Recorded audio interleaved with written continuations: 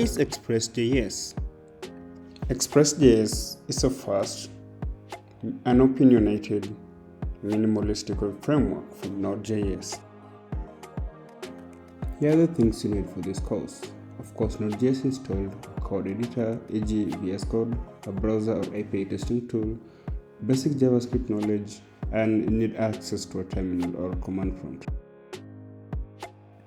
The first thing you want to do is create a folder for our application. In this case, we'll name it Express App. Open the newly created folder in your favorite code editor. In this case, you're going to use Visual Studio Code for this. And open the integrated terminal in the code editor and type in npm init with the -y. This will create a new Node.js project. After that, you want to install express.js by typing npm install express. Yeah, and you're set. Now you create index.js by typing touch index.js on Unix. You can create it any other way you want, but this is the command I used here.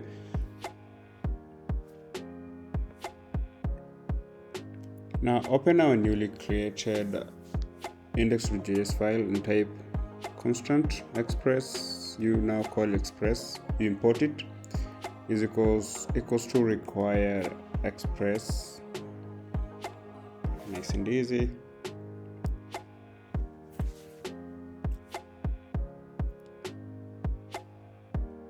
After that, you want to instantiate an application. App equals to express as a function. Express is a function, you call it as a function, and that's it for that.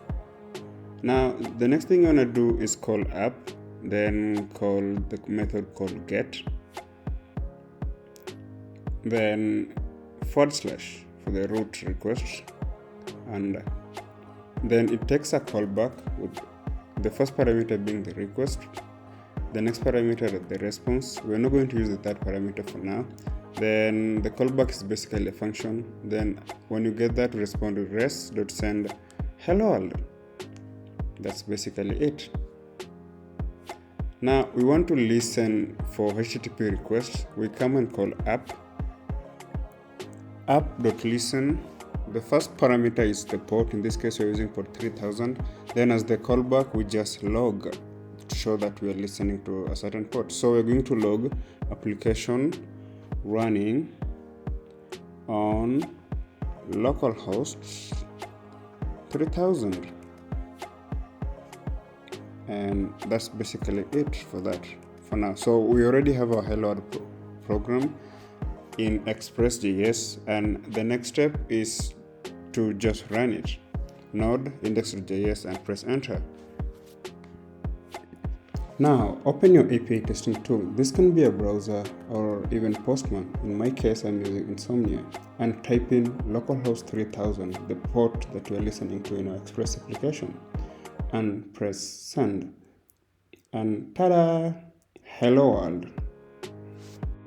Of course, you can respond with JSON. If you want a JSON response, just modify your code to look like this, and then go back to Insomnia and press send, and ta-da!